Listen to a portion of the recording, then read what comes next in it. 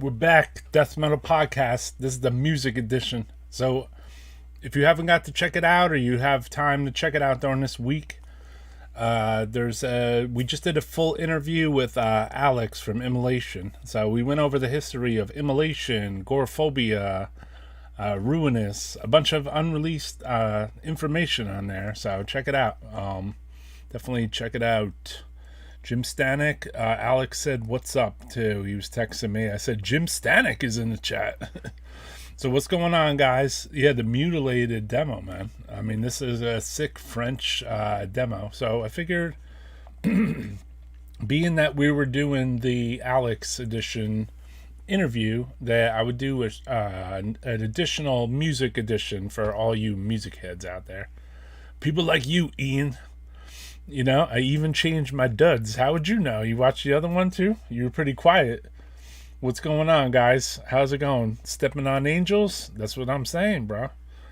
So I'm gonna try to play.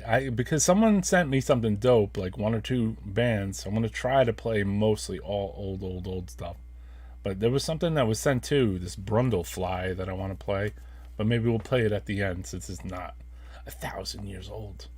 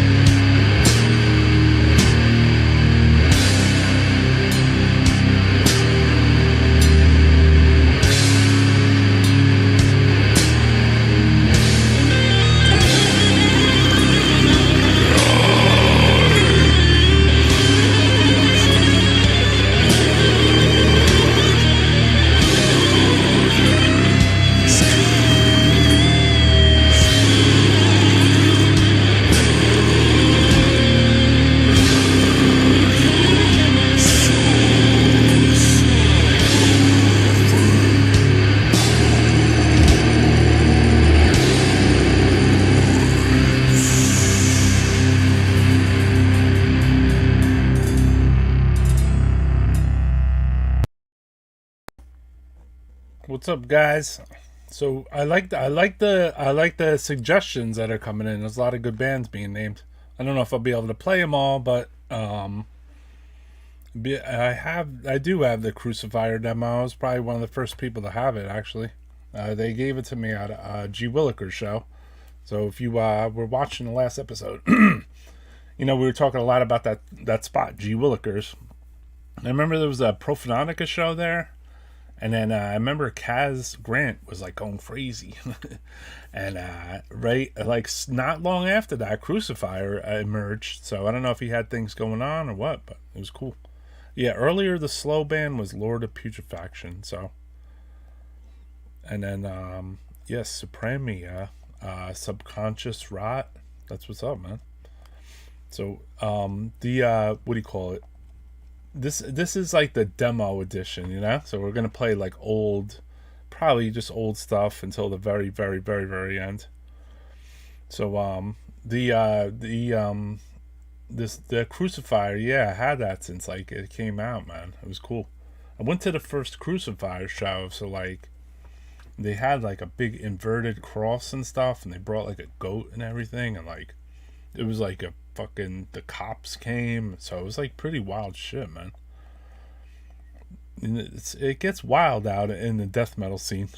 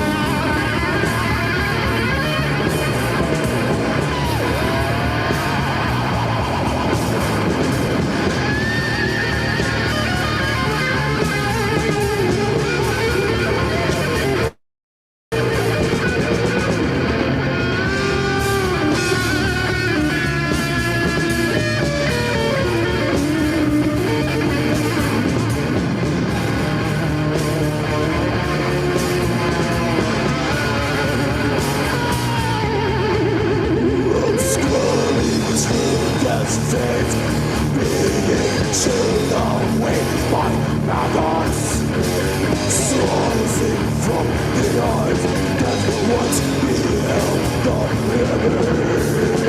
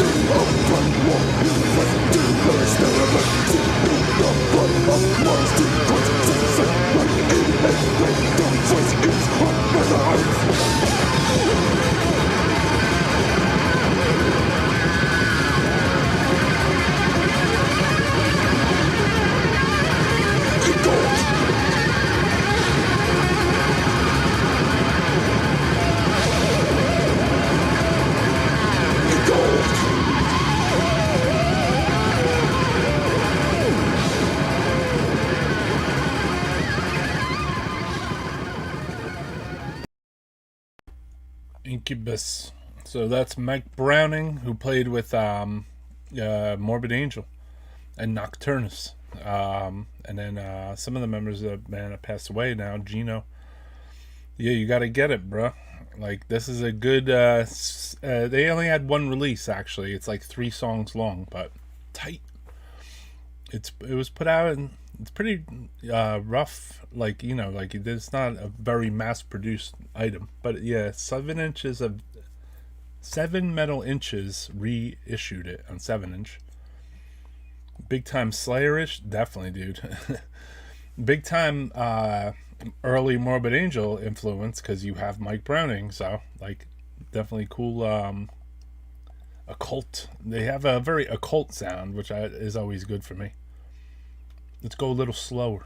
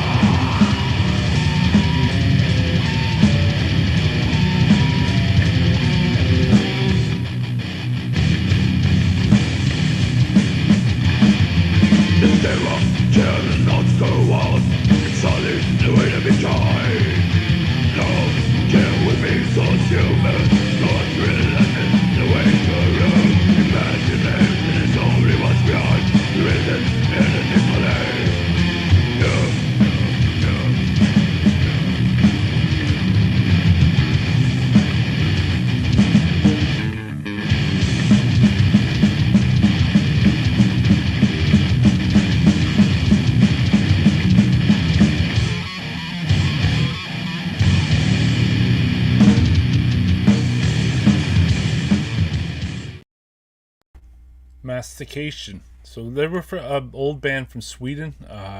Put out so Lars Levin from Excruciate is a vocal on that. I don't. Their demo cover doesn't say that Dan Swano recorded. It actually says produced by Mastication, mixed and mastered, engineered by TS. I don't know what that means. It sounds like some Swano shit. No doubt about that, dude. We could have a whole episode about him. I'm sure we could, my man. That would be sick. I would do that. I think the only issue with that would be that I wouldn't be able to play any music because everything is copywritten. It probably would be shut off for like halfway through with those black screens of death that Francisco gets. So yeah, I hope that we do play a few things you never heard on here, and Death Metal Podcast, that's what we're all about, basically. Oh, fucking A, dude. Yeah, Thomas Skolksberg, maybe. It says engineered by TS. So that's a good dude. There's a good chance of that, my man. That's definitely a good chance on that. I mean, they got a tight production on that one too.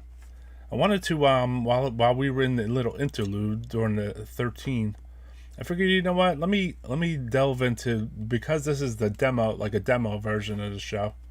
I wanted to delve down into Demo Alley, you know? There was hitting my little archive, I was thinking about there was these old fanzines that would these were the things that influenced me to even find out about a lot of these rare demos and stuff. So this would be one of my unholy Bibles basically at the time. Uniforce number 7. Interviews with Macabre, Master, Deceased, Pungent Stench, Carcass, Disharmonic, Dead Horse, Hellbastard, Necrophile, Doom, Splatteria, Anal Cunt, Fatal, Grave, Tiamat, Blood, Zeisma, Blasphemy, Ex Mortis. This thing was like a fucking ridiculous zine, dude. And if anyone bought the book and sees just this section, I mean, this fucking zine was so tight, dude. It's just something about all the bands in it that it gave you a good vibe about buying. It felt there was addresses, so you could buy the stuff. So I would write to the bands that would that were in this. I wrote to Zizma because of this. I think I wrote to Tiamat. I might have known Splatteria. Let me see who else. But there was some really early ass bands I remember writing to, and just because the interviews that Mark Sakowitz from Impetigo would make in this, they were tight, dude. Yeah, they made a book of this, so it has all the issues. But this particular issue, I had a scan of it in my files, because this was probably the most pivotal issue for me. I mean, it might have been the only issue. But in this particular issue was more about Zizma's Swarming of the Maggots and the Under the Minds of Morbidity mini LP. So I figured we could talk about a few little things. This was sent to me years ago too. This is a really cool band. Acheron from Australia, playing at the Great Church Hotel in Church, Richmond. This is probably in Melbourne. It was with a band called Mass Confusion.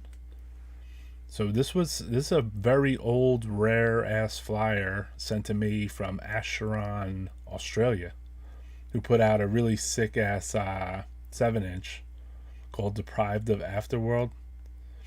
I mean, the 7-inch, it's not the US Acheron, it's the Australian one. And they put out a 7-inch that's really tight. They eventually changed their name to a Bremelin, but the Acheron stuff was really tight, especially the 7-inch, Deprived of Afterlife. So this was sent to me by the band years ago. Sometimes Damo from Corpse Molestation, Bestial Warlust would send me flyers like this too. And sometimes the bands like Necrotomy, Acheron, Bestial Corpse Molestation. So there's just I want the show to be a learning journey. You guys know me. This was a Polish fanzine I had gotten years ago. Blasphemy, Inverted, Hazel, Atomic Aggressor, Invocator, who had a lot of cool demos. Fish something, that's a bugged out one. Altar from Sweden, Disembowelment, Incantation, Beherit. It looks like, it almost appears that this was drawn with a pen, right, for the cover. Like on the cover itself, it looks like a fucking, like a pen fucking drawing. Like, okay, you want a zine? Hold on, I'll draw this out. Like, look at that Incantation logo, dude.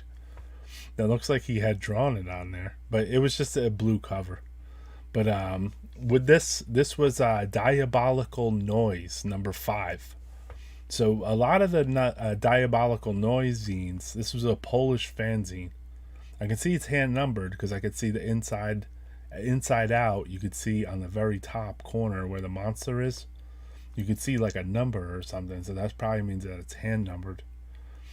So this Beherit demo is exactly hand drawn each copy. Imagine.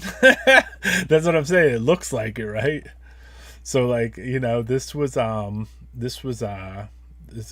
crazy. All these bands' names are still in rotation, arguably more popular than ever. And you're right about that, because you see Blasphemies here, Atomic Aggressor. I think Invocator still does stuff. Incantation, definitely, dude. Beherit is even doing stuff in Japan and in Finland. So yeah, Hazazel is underrated, definitely. The Polish band, cool stuff. So I'll bust out a couple more things maybe after the next song. So I wanted this to be informative too, because if it's not, then it's not Death Metal Podcast, right? I hope you guys enjoyed Alex's interview, man. I thought that was sick. So this is a demo from '88, a band called Malfader.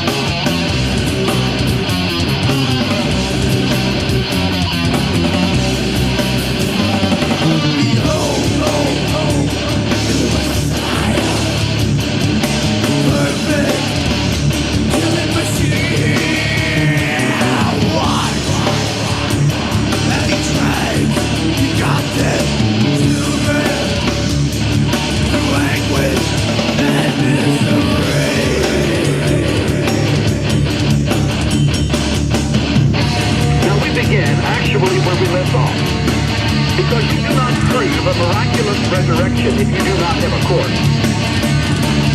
In order for there to be a miracle in the empty tomb, he must have evidence of the certainty of death.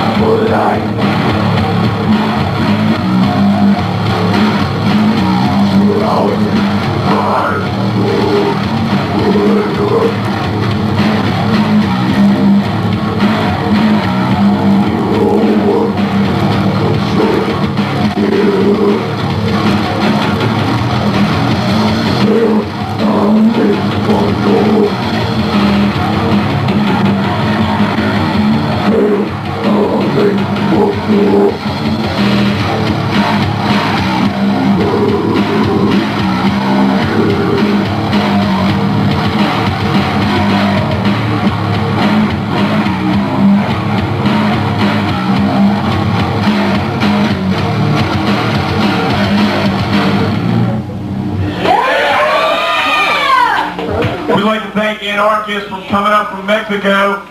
It's good to have them here. It's too bad their rhythm guitars couldn't make it, but they'll pull it off anyways. This next song is called Deadlock.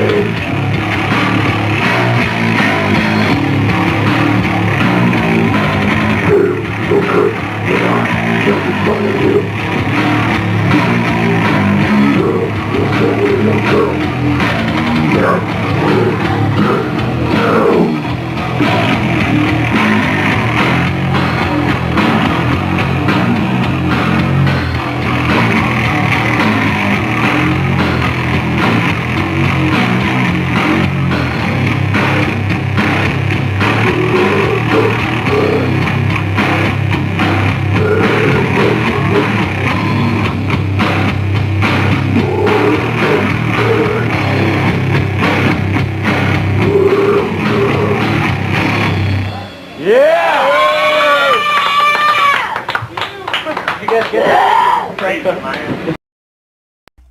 right, so that was Pain Eater from Florida, and they chased all the guitar players away basically, and they were just like a drum machine and a two-piece. They played a show.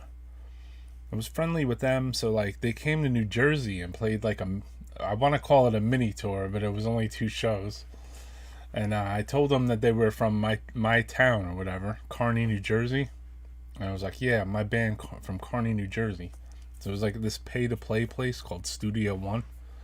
And you had to sell like tickets or whatever. So the guy gave me like 50 tickets to sell. And I just sold them to all my friends and everything. And then Pain Eater came up and played. And then I played one additional show, which was supposed to be with a headliner of Disharmonic Orchestra and Mass Psychosis, and a couple other bands, Pain Eater, Necrosion, I think. And then, what do you call it? I think Disharmonic Orchestra, they got into a bus accident on the way down there. So they couldn't make it to the show. So thank you, man. Appreciate it. Yeah, this is it's green too, so I made these shirts with Roger here at my house at the Necroharmonic compound. Like, we print shirts, so like, you know, we would make shirts, and then I had asked for like a green one or something. So appreciate it, man. So I'll upload the folders again in a second. I just realized that ended a little fast, and I had a weird part in it too. So this band was from Germany. I think they were a little underappreciated, so I figured I'd play one of their songs, even though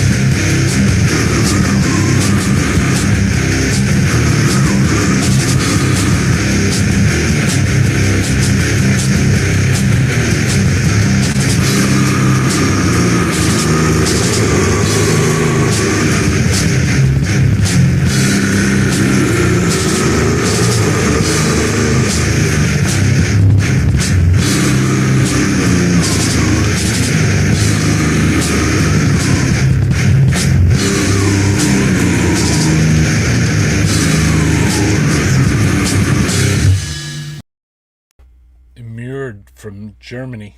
So they're definitely brutal stuff. So let's go back to the chalkboards. There was an old, there was like this, Connecticut really didn't push out too much death metal stuff, you know?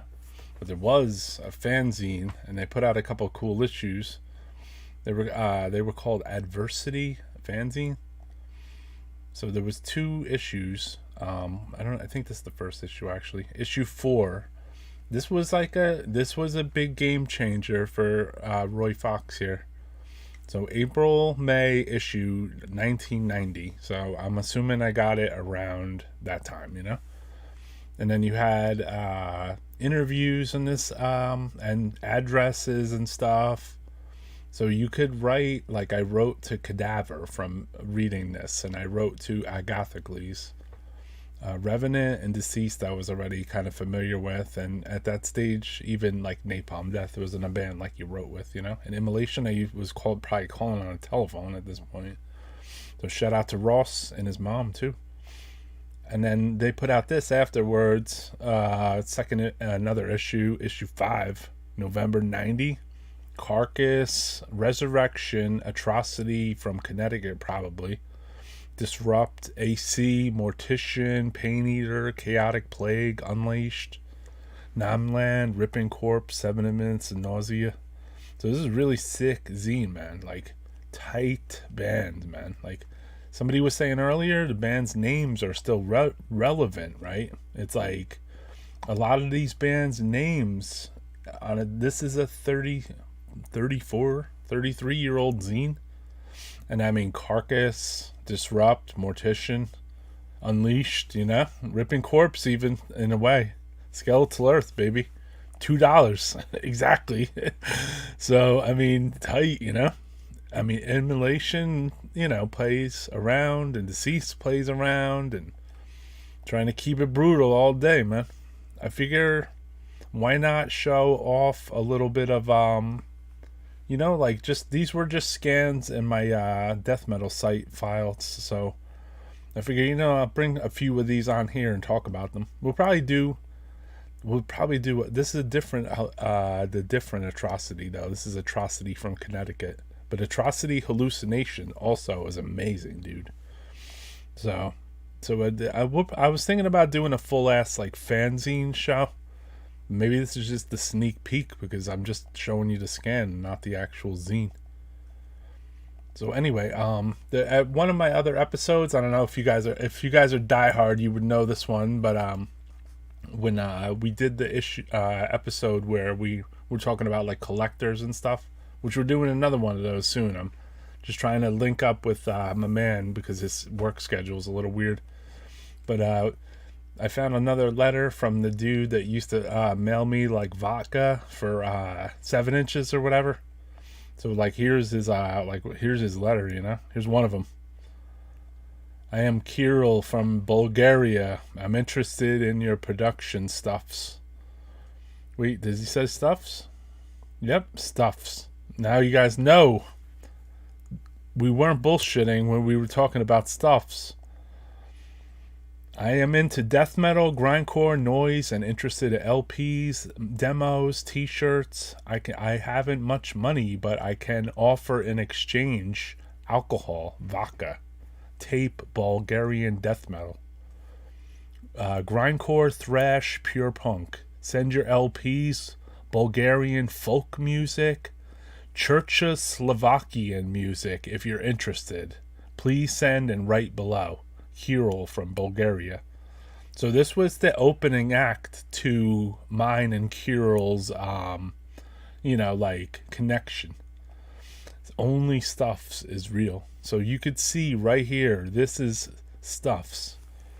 So you know, you would get letters from people that basically wanted to do trading, you know. They wanted to trade. He even wanted to trade Bulgarian death metal.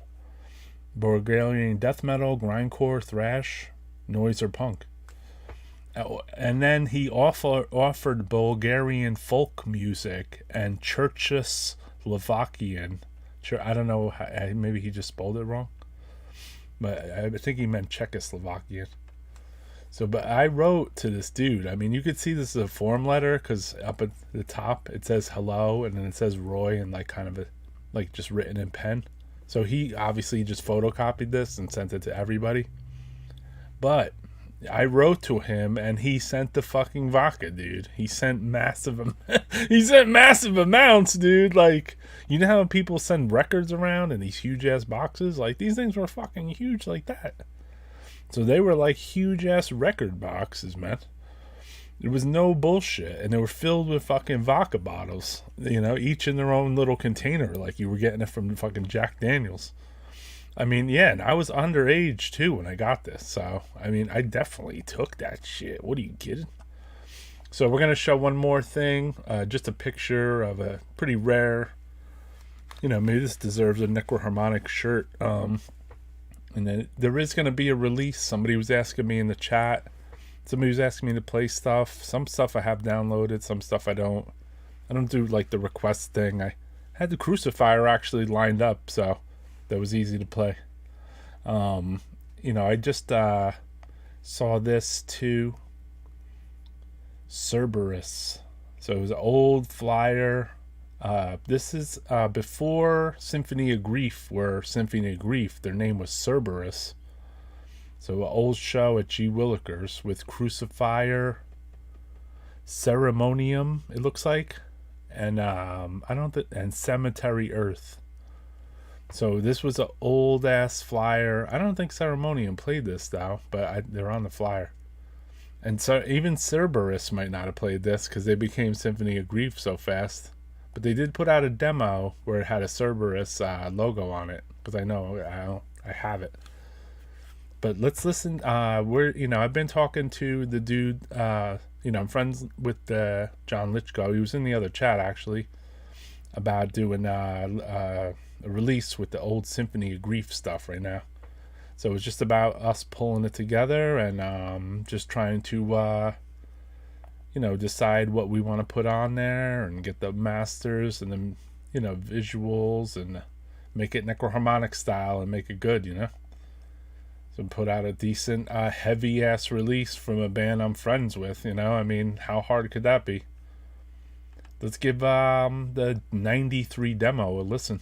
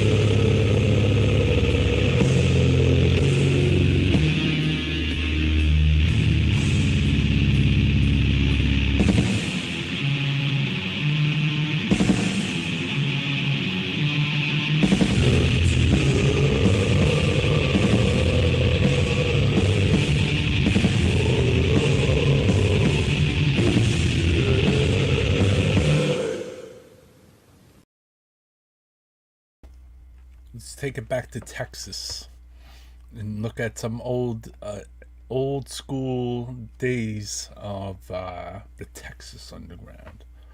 So Gothic Records, which was Enrique from Sadistic Intent, he put out a 7-inch Furnace. It was members of Absu.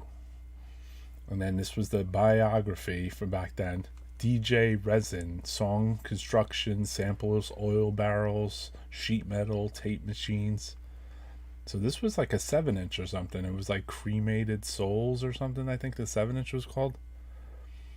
And then there's the address, Brian Artwork, Plano, Texas. But this was distributed like this is like a biography from like Gothic Records that they would like send around to like, so you would like be interested to like trade with them and or like buy some stuff, you know, like in the early promotional days. Gothic Records and Enrique, which we need to have on here soon, we talked about it. He would just push like all this like, you know, really sick bands. Like he had a sick label that put out Cenotaph 7-inches and stuff, and like he put out the Absu LP, and then I mean he went on to do like World War III, and he was probably the guy with the cover release CDs, you know. So this was an old piece of Furnace. I found the biography.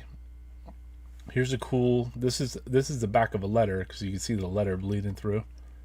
Embalmed from Texas, another Texas, right? So this was like a little sheet that came where it had like embalmed like bio on it. They're from Dallas, Texas, it says, and just talks about who's in the band and Nomad Studios and Carlton, Texas. Their songs and stuff, and there's a bunch of pictures of like cut off feet and stuff. So this was an old band. I don't know if any of you Texans in the house here would recognize anyone here. Brett, Barry, Ed, and John from Embalmed. So this was like to me at the time was almost like, it was like first level like slam grind shit, like not grind, but like kind of like more like brutal death metal, kind of in the brutal way. But yeah, I guess they did like some of their other like maybe like a discography thing of this band eventually. But when I wrote to them, I was writing to them to get the Pieces Remain demo, and then you could see the writing kind of if you look at the top where the logo is and that one foot chopped off foot. You could see the writing bleeding through from the band's letter to me. So we were writing stuff. Yeah, Boiling Humans. Okay, that's what I was sorry, maybe that's what I was trying to get, the Boiling Humans demo. I might have gotten both, I can't really remember, but I got something. Obviously I got a letter from them right here. So we stay in Texas one more time. Divine Eve, dude. 1992 it was born. It says a 3-piece with ex-Catharsis members. The band rehearsed a few times and complete lineup. Local something. Sorry, this is a little small for me too. But Divine Eve was amazing, man. Plano, Texas. Complete sick band.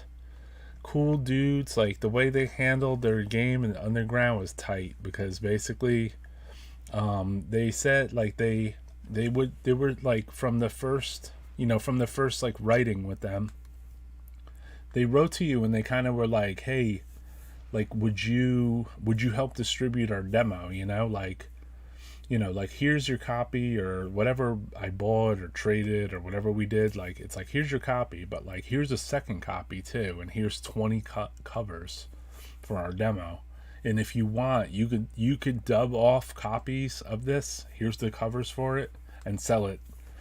And I'm like, all right, you know what, like I'll do that. I'll buy a cassette for $1, and then here's the cover, and then sell it for like $3 or something. That's how I was handling it, just so my friends could get one.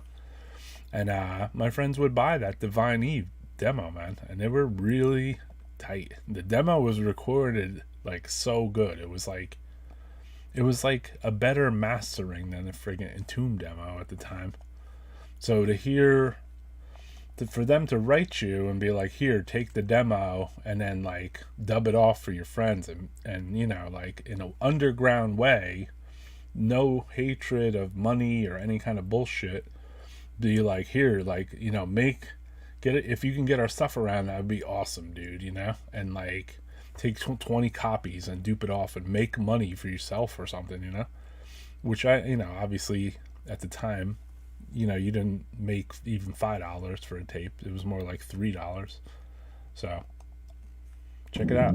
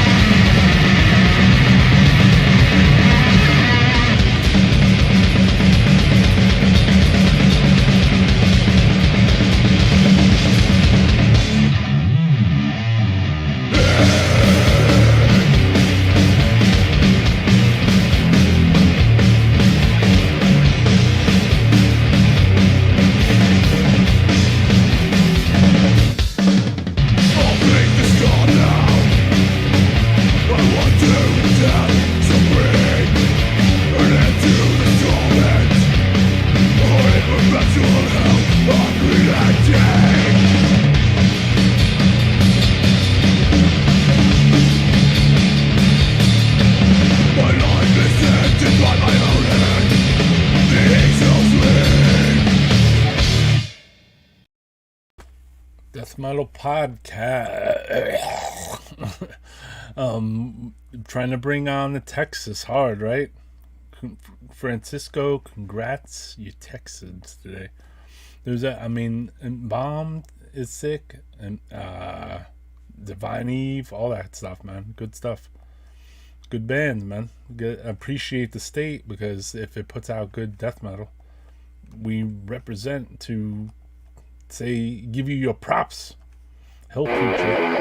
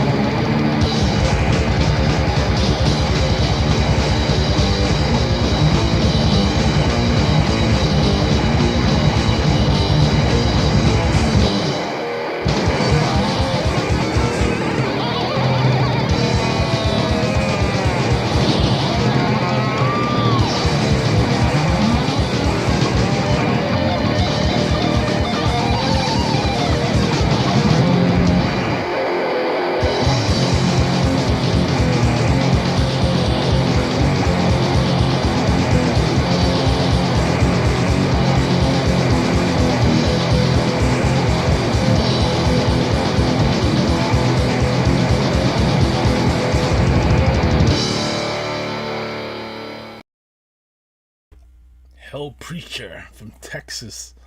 So I was thinking about the nostalgic quality of the old school too, of like with the demo era stuff. And you know what was cool about like back in the day, like, or when I look at my older stuff now, yellow flyers. So basically, like, they would make photocopies, and like, and not everything here is like yellow, but like this was once white. So like, I'm gonna just make a cross section example of a few things here, and then we'll talk about it. So like, look at this flyer right here for Foch's in Chicago. It has Hell Witch, Deceased, Ripping Corpse, amazing shit, $7. Relapse Records is throwing that. And then so beyond that, like, look at the, like, I don't know, this isn't yellow, but it has like that old school thing going on, you know. It's obviously one of the classics. Celtic Frost, old school flyer, you know, like, it's old, so like it's mad like yellow and stuff, you know, like cultic, like super old school, like a worn out photocopy. It was like the paper, the presentation of like the paper would like change afterwards. Like it wouldn't be like a like a it like some of the paper I have here is on some papyrus levels, you know. So like I imagine this piece right here would be too if you had it, and as would this be. Therion, Excruciate, Opeth, and Authorize. This looks like a kind of like a mini gig poster that someone ripped off their wall in Sweden, obviously. And then, like, you know, like you could see just like by the patina on it that it's like kind of has like that like old school kind of vibe going on, you know. It definitely like, just, I don't know, man, there's like a certain patina to like these like older like flyers, and it's kind of cool, you know. I think this one was yellow to begin with, but I just threw this in there just to fuck with you guys.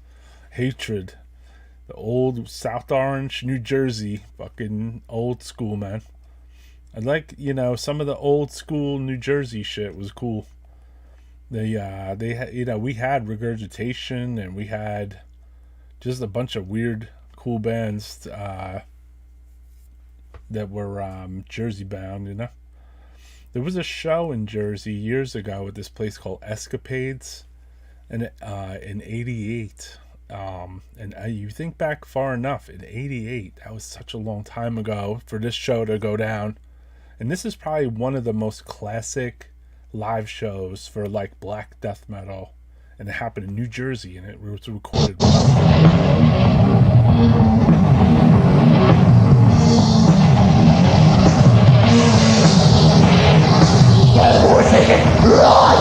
Because it was light. California, my house. Who California, human country, innocent. Freedom of a human way. The letter of life. Make us all darkness. Moving like us to your way.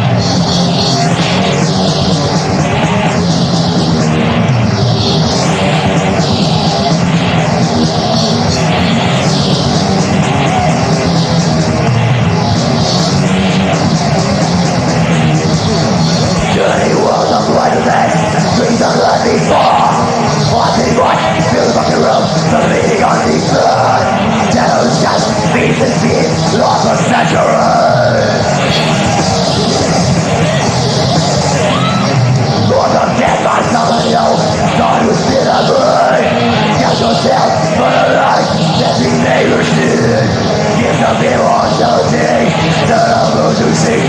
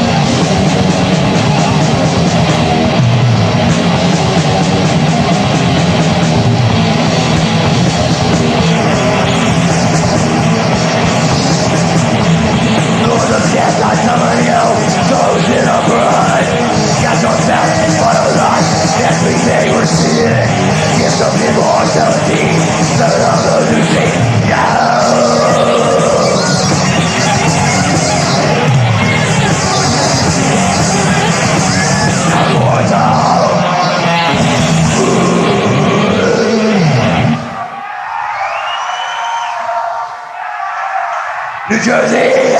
It's great to fucking be here tonight. This next song, and we're gonna send it out to all the fucking weak Christians who think that they're lesser God and defeat them superior God by speed and fucking death metal. The song is called Blasphemy of the Holy Ghost.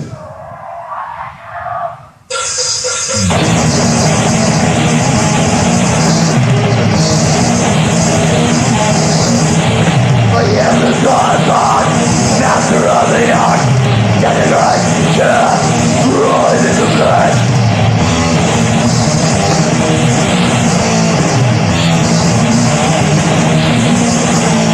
Yeah, the blasphemy, mockery of the Messiah, we curse the Holy Ghost, labor of the weak, God of lies and grace, God of hypocrisy, laughing the bastard child, God of not before me.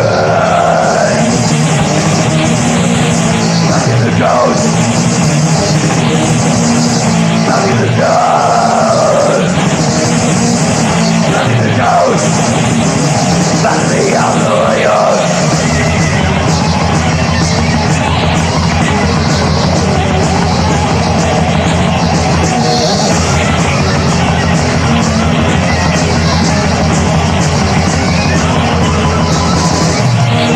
The will to be all rebel against the church. Drink the child of blasphemy. Rise up, look at the slave. With your fire.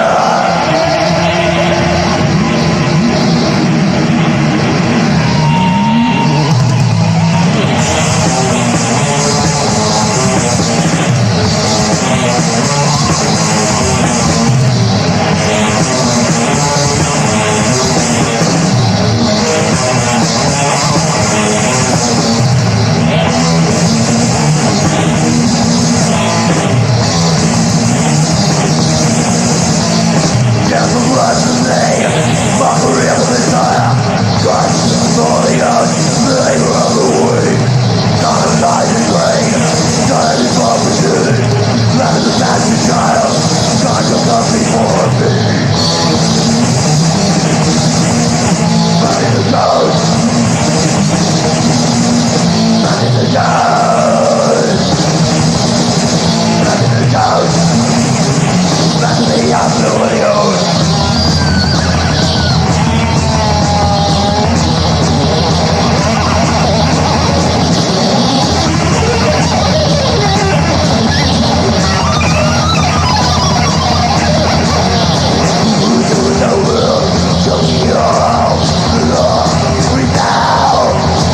The church, drink themselves to blasphemy.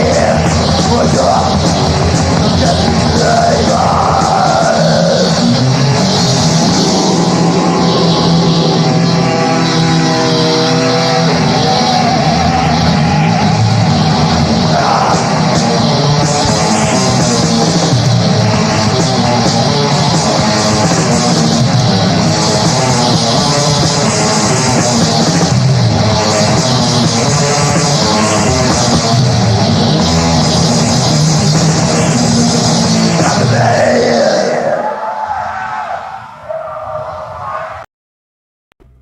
Blasphemy. So going back to the old school. Chile. Shout out to Carla for reposting our fucking Immolation flyer so many times. Appreciate you. Do you remember Nihilist? Do you know that they are new gods entombed? Read about it in other bands. Obituary, Carcass, Terrorizer, Benediction, Nocturnus, Incubus, Immolation, Paradise Lost, Exodus, Ex Mortis, Atheist, Dr. Shrinker. Look at all these fucking bands, dude. This was Andres M. Samuel Escobar from Chile, South America, Violence Mag. An old flyer where he put a picture of Nihilist on there. and I wanted to tell news that Entombed was really the shit. So, which is very cool, man. And you know, fuck Photoshop. Because basically, if you look at this is all typed the fuck out, man. This is they used a typewriter, and that wasn't my hand with the green nail polish. This was a flyer that I got in the mail when I was young. Death, Devastation, and Ripping Corpse live at Murphy's Law in New Jersey. Ripping Corpse, as you see, they had hand-drawn flyers, and they would mail it. They were very prolific as trying to get people to come to shows. So like, they knew I was from New Jersey because I signed up to one of their mailing lists at some point. So they would send me flyers to like all their shows, basically. Like Scott Ruth, I believe, was doing the mail, and they would always have like specific like drawings for each flyer and everything, man. Like they had original art. And I mean, look at this lineup. You have Death, Devastation from Texas, and Ripping Corpse. The only thing here is I see it was a Sunday matinee show. I do remember that club, Murphy's Law, too. So there'd be like a lot of what do you call it? There'd be a lot of shows at this particular place. So those teeth. This was the show that I did go to. This ended up in a huge fucking riot, basically, where people were standing. It was at a dinner theater place. It's weird. It's the Memorial Day weekend massacre at Club Benet. So anyway, Morbid Angel played 5 shows in the New York, New Jersey area, and I happened to go to those with Ronnie Dio and John McEntee from Incantation. So this particular show ended up in a huge riot, basically. Because Biohazard played. So there was a lot of rowdy, hardcore people there. And then they were being rowdy for Ripping Corpse, too. And then for some reason, like, the bouncer got a little too handsy with somebody in the crowd, and then they attacked them. And then the bouncers attacked back, and then after that, the whole fucking club went berserk, and there was people it was like a dinner theater, like, so there was like chairs like towards the back away from like the pit kind of area, and there was people standing on the nice dinner tables flinging metal chairs at the fucking bouncers and the people. And then they also tried to drop like a curtain down to shut the show off. And like it was a nice heavy purple curtain type thing, and it was like kind of one of those theater curtains to be like, all right, show's over, get the fuck out. And basically someone jumped up on the curtain, was hanging from it, but then they decided when they got their feet on the ground to start ripping the curtain down.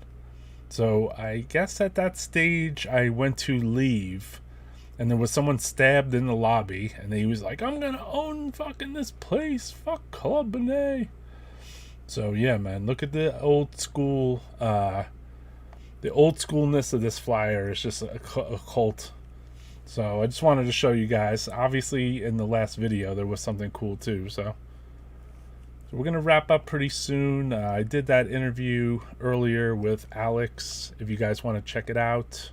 My man Alex, this was an old photo I took from him playing at New Jersey Death Fest in 2009. I didn't get to show or pop out the New Jersey Death Fest photos, but I seen this after the fact. So he's out there rocking that fucking Discharge shirt. And Alex was always the t-shirt with the t-shirt under it guy. So yeah, it was a real show, man. And Biohazard was cool. I mean, everything was cool. The show was cool. So it was like such a lit room, man, that basically like it was like a powder keg of fire, dude. You know? So we're pretty much out of here. I appreciate you guys tuning in to Alex's interview and to this episode of Death Metal Podcast. I'm going to leave you with my favorite band.